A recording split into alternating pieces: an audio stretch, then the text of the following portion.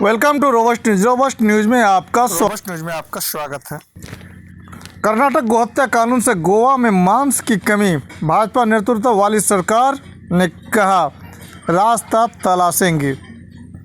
4 साल पहले महाराष्ट्र द्वारा गोहत्या विरोधी कानून बनाने के बाद गोवा पूरी तरह से कर्नाटक पर निर्भर हो गया था। अब कर्नाटक में भी ऐसा ही कानून लागू हो गया है। गोवा के मुख्यमंत्री प्रमोद सावंत ने राज्य में बीफ की आपूर्ति बहाल करने का आश्वासन देते हुए कहा कि वह भी गौ माता को पूजते हैं, यानी गाय को पूजते हैं, लेकिन वहां की 30% अल्पसंख्यक जनता की देखभाल की जिम्मेदारी भी उनकी है। हाल ही में कर्नाटक सरकार द्वारा गोहत्या के खिलाफ पारित किए गए कठोर कानून के चलते गोवा की भाजपा सरकार को राज्य में इसकी भरपाई के लिए वैकल्पिक रास्ता तलाशना पड़ रहा है।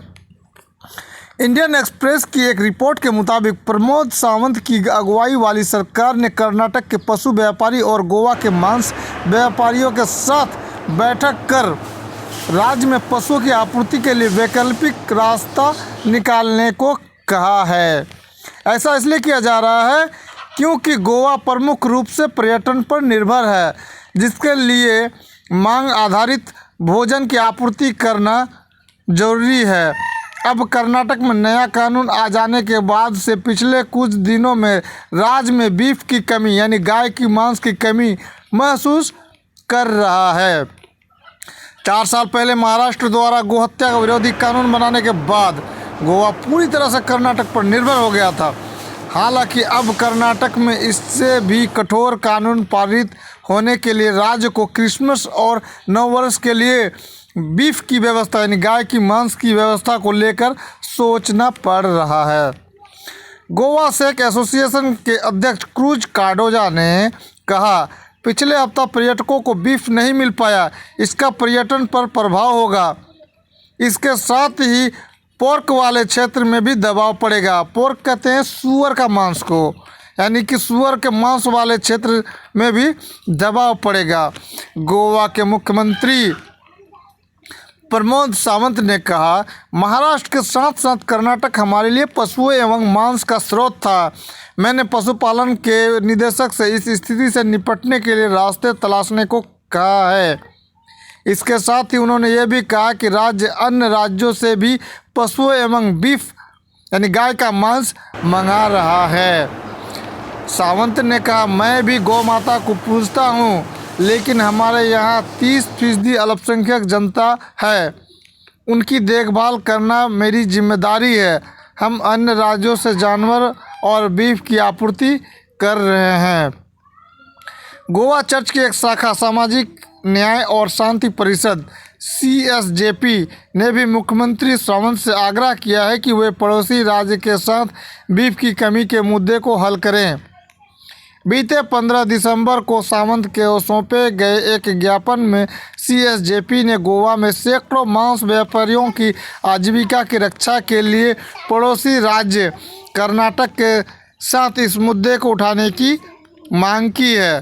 बीते 9 दिसंबर को पारित कर्नाटक मवेशी वध रोकथाम एवं संरक्षण विधेयक 2020 के तहत राज्य में गोहत्या पर पूर्ण रोक का प्रावधान है। साथ ही गाय की तस्करी, अवैध ढुलाई, अत्याचार एवं गोहत्या में लिप्त पाए जाने वाले व्यक्ति के खिलाफ सख्त कार्रवाई का भी प्रावधान किया गया है। यह साल 2010 में भाजपा सरकार द्वारा लाए गए कानून का संशोधित संस्करण है। गाय और बछड़ों के अलावा विधेयक में भैंस एवं उनके बच्चों के संरक्षण का भी प्रावधान है। आरोपी व्यक्ति के खिलाफ तेज कार्यवाही के लिए विशेष अदालत गठित करने का भी प्रावधान है। विधेयक में गौशाला स्थापित करने का भी प्रावधान किया गया है। साथ ही पुलिस को जांच करने संबंधी शक्ति प्रदान की गई है। नए कानून में मवेशियों को ले जाने, मांस बेचने एवं खरीदने या मांग के लिए मवेशियों की सप्लाई करने पर 3 से 5 साल तक की सज़ा और 50,000 से 5 लाख तक के जुर्माने का प्रावधान है। कर्नाटक में विपक्ष एवं अन्य समूहों द्वारा इस कानून के खूब आलोचना की जा रही है। गोवा राज्य के मांस व्यापारियों ने कहा है कि प्रशासन ने इस कानून के चलते खड़ी हुई समस्याओं का जल्द समाधान करने का आश्वासन दिया है। खबर कैसी लगी, चैनल को सब्सक्राइब करें, कमेंट में अपनी राय दें। आपका दिन शुभ रहे। Thanks audience, thanks listener. Welcome to robust news. Robust news में आपका स्वागत है। बने रहेंगे चैनल पर। योगी सरकार के अंतर धार्मिक विवाहों को निशाना बनाने के पीछे मनु के आदर्श फैलाने की मंशा है। योगी आदित्यनाथ सरकार के नए कानून का उद्देश्य केवल ध्रुवीकरण नहीं, बल्कि स्त्रियों को उनके अधिकारों और अपने लिए निर्णय लेने की उनकी क्षमता से उन्हें वंचित करना भी है। योगी आदित्यनाथ भाजपा के तमाम मुख्यमंत्रियों में हिंदुत्व के एजेंडे के प्रति सबसे अधिक कटिबद्ध है। वे विकास की बात तो करते हैं, लेकिन उनकी सरकार ने केवल अल्पसंख्यक और दलितों को अपने हमलों का निशाना बनाया है। सांप्रदायिक ध्रुवीकरण को लगातार गहरा किया है। किसानों और मजदूरों के अधिकारों का हनन किया है। उनके शासनकाल में महिलाओं रोज़ अकल्पनीय हिंसा की शिकार बनाई जा रही हैं, लेकिन उनकी सुरक्षा और उनको न्याय दिलाने के लिए कुछ नहीं किया जा रहा है। गायों की सुरक्षा के नाम पर आदित्यनाथ ने मुख्यमंत्री बनते ही मीट के समूचे धंधे को ही तबाह कर दिया। पशुओं का व्यापार बंद हो गया और चमड़ा उद्योग भी ठप पड़ गया। मुसलमानों की ज़िंदगी और आजीविका पर विपरीत असर तो पड़ा ही, उनमें से सैकड़ों को रासुका जैसे कठोर कानूनों के अंतर्गत जेलों में बंद किया गया है। कुछ को जान से भी मारा गया। यह सब केवल तस्करी करने या जानवर काटने के शक के आधार पर किया गया है, लेकिन लाखों दलितों की जीविका भी बिल्कुल नष्ट कर दी गई। किसानों का पशु व्यापार तो बिल्कुल बंद ही हो गया है। आवारा पशु उनकी फसलों का नाश भी कर रहे हैं। ऐसा नहीं कि जानवरों का कटना बंद हो गया है। मीट के निर्यात के बड़े कारखाने में काम धड़ल्ले से हो रहा है। इनके मालिक भी बड़ी संख्या में भाजपा के नेता हैं। जानवरों से संबंधित जिस कमाई में लाखों गरीबों का हिस्सा होता था, वह अब कुछ ही बड़े पूंजीपतियों के हाथों में जा रही है। गोरक्षा के दावों के पीछे छुपा बड़े खेल को गरीब, दलित, मजदूर और किसान समझ ही नहीं पा रहे हैं। करेंगे हम अभी आपको खुलासा। अगर आप चैनल में नए हैं तो चैनल को सब्सक्राइब कर लें, कमेंट पे अपनी राय दें और इस खबर को एकदम गौर से सुनें। मुस्लिम पुरुषों और हिंदू महिलाओं के बीच होने वाली शादियां आदित्यनाथ को विशेष रूप से क्रोधित करती हैं। मार्च 2017 में उनके मुख्यमंत्री बनने के कुछ ही दिन बाद मेरठ में इस तरह के एक दंपति पर उनकी अपनी हिंदू युवा वाहिनी की तरफ से हमला किया गया था। फिर इसी साल 2 मई को बुलंदशहर की एक हिंदू महिला एक मुस्लिम पुरुष के साथ चली गई। उसके बाद मचे बवाल के दौरान एक मुस्लिम पुरुष जो इन लोगों को जानता ही नहीं था को मार डाला गया। जाहिर है कि इन हमलों के लिए जिम्मेदार लोगों पर कोई कार्रवाई नहीं हुई है और फिर इस तरह के कई हमले हुए। 2020 के अगस्त के महीने में कानपुर से कई अंतरधार्मिक विवाहों की खबरें आने लगी। आदित्यनाथ ने जिले के अधिकारियों को फटकार लगाई और उन्हें इस लव जिहाद के अभियान को रोकने के सख्त निर्देश दिए। हिंदी के कई अखबार विवाद में कूद पड़े और उन्होंने आग लगाने वाले खुलासे किए। इसमें उन्हें ISI का हाथ दिखाई दिया। हवाला के माध्यम से आने वाले विदेशी मुद्रा का राज भी उन्होंने खोला और इस बात को साबित करने में जुट गए कि मुस्लिम लड़के हिंदू लड़कियों को फंसाने की एक साजिश पर काम कर रहे थे। यह भी कहा गया कि यह लड़के खुद को हिंदू भी बताते थे। बजरंग दल ने कई उग्र प्रदर्शन किए और प्रशासन को SIT जांच बिठाने के लिए मजबूर कर दिया गया। इस SIT की रिपोर्ट नवंबर में आई और उसके नतीजे के बारे में IG ने एक प्रेस वार्ता के माध्यम से सूचना दी कि कहीं भी किसी साजिश का प्रमाण नहीं मिल पाए थे, पर अधिकतर लड़कियां जो बालिग थी अपनी मर्जी से उन लड़कों के साथ गई थी और उन्हीं के साथ रहना चाहती हैं। उन्होंने यह स्पष्ट किया कि लव जिहाद जैसी किसी चीज़ का सबूत नहीं मिल पाया।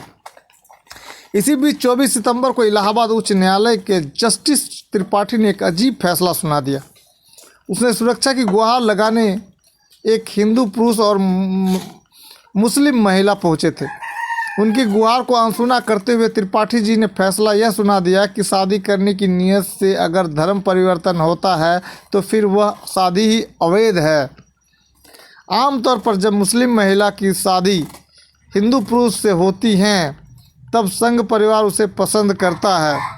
फिर भी आदित्यनाथ ने अपने मतलब की बात को इस फैसले से निकाल कर घोषणा कर दी कि अब अगर मुस्लिम पुरुष हिंदू महिलाओं के साथ शादी रचाएंगे तो उन्हें कानूनी तौर पर दंडित किया जाएगा और उनका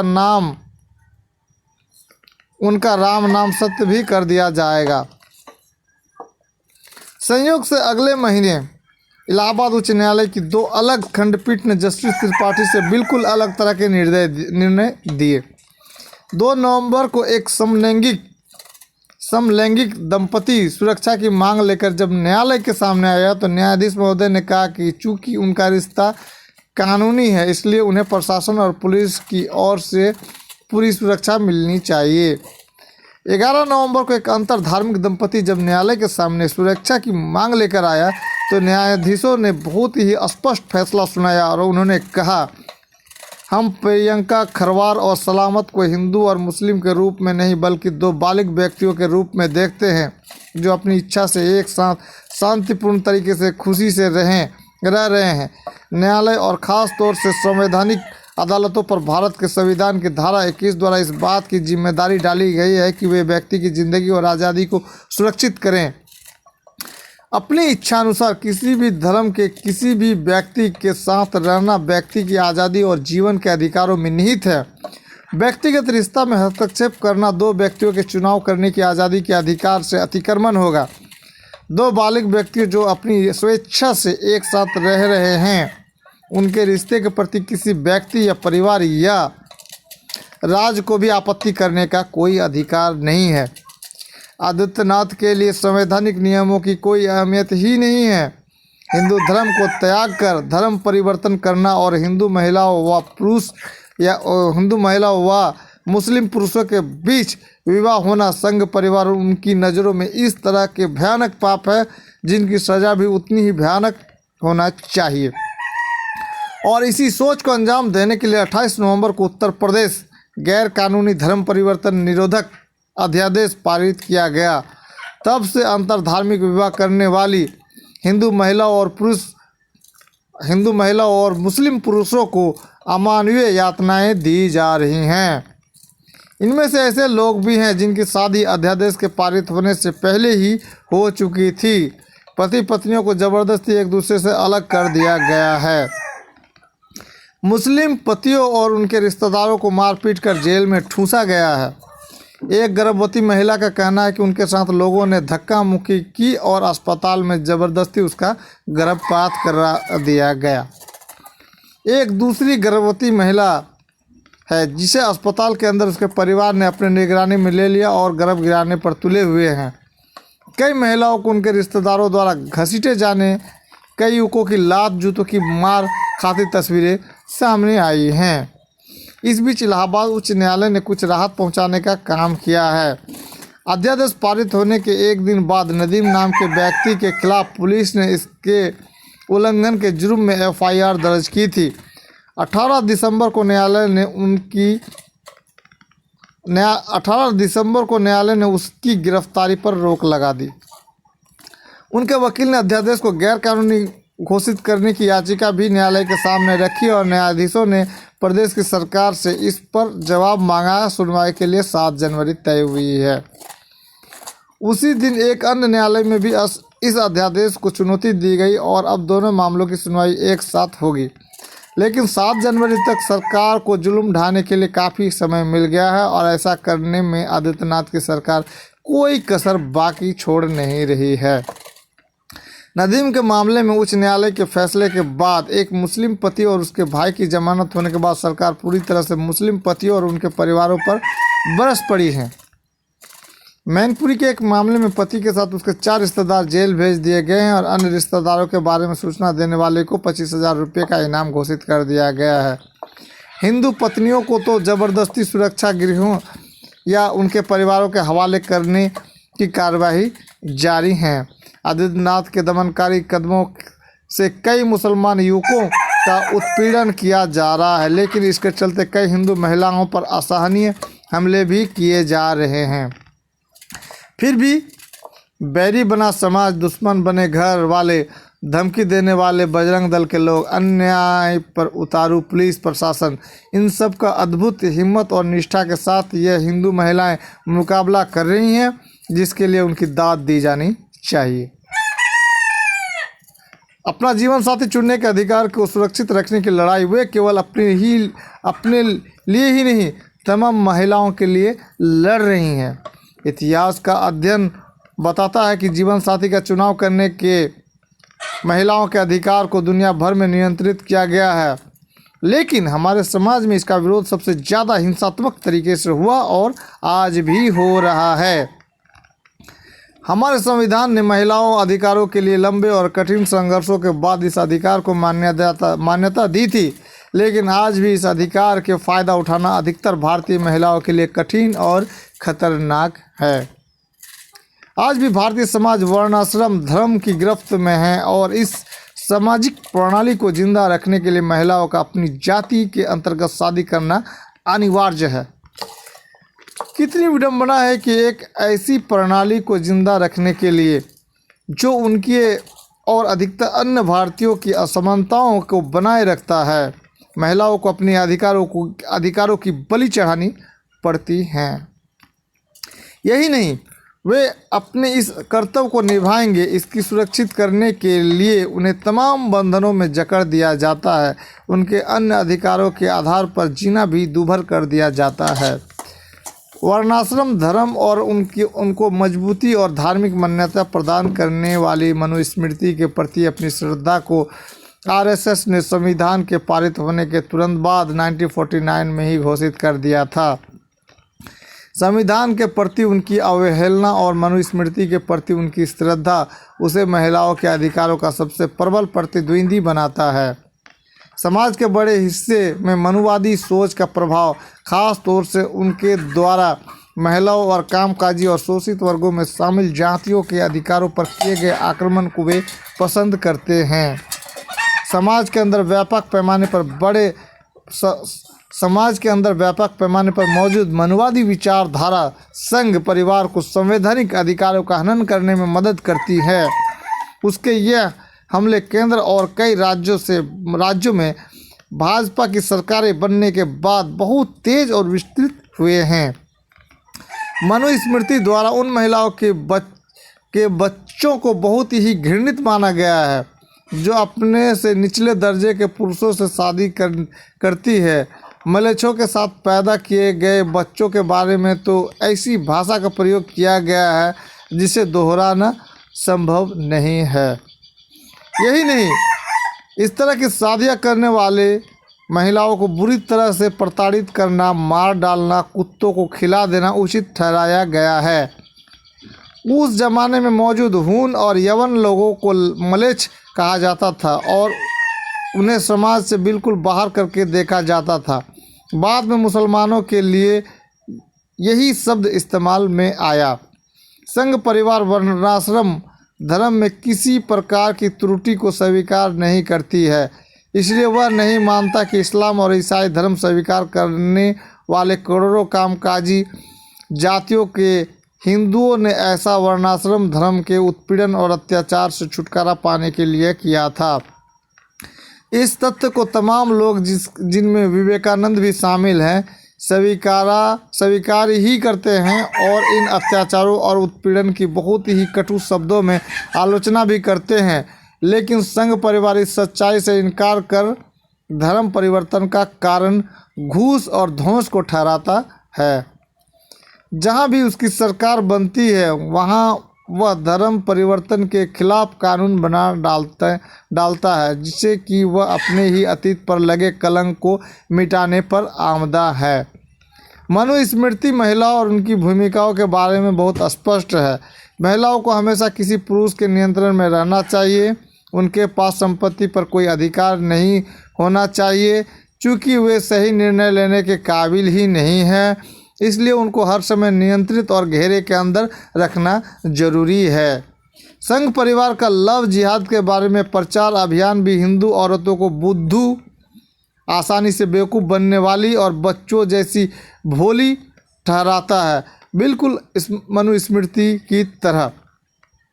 और इतनी सदियों के बाद दोनों का लक्ष्य एक है, हिंदू महिलाओं को अपने अधिकारों से वंचित रखकर उन्हें अपने प्राथमिक कर्तव्यों का पालन करने के लिए मजबूर करना, और वह है वर्णाश्रम धर्म की पवित्रता को बचाए रखना। पूरे संघ परिवार में आदित्यनाथ मनु के कानूनों के सबसे कठोर और निर्मम समर्थक हैं। उत्तर प्रदेश में महिलाओं के अधिकारों, आजीविका और सुरक्षा पर सबसे भयानक हमले देखने को मिलते हैं। जनवादी अधिकारों, मजदूरों और किसानों के अधिकारों पर हमले थमने का नाम नहीं ले रहे हैं। इस कड़वी सच्चाई को छिपाने के लिए पूर्व धारणाओं, घृणा और सांप्रदायिक ध्रुवीकरण की दीवारों को लगातार ऊंचा किया जा रहा है। प्रभावशाली संघर्षों की शुरुआत इन दीवारों को गिराकर ही शुरू होगी। खबर कैसी लगी? चैनल को सब्सक्राइब करें, कमेंट में अपनी राय दें। आपका दिन शुभ रहे। Thanks audience, thanks listener.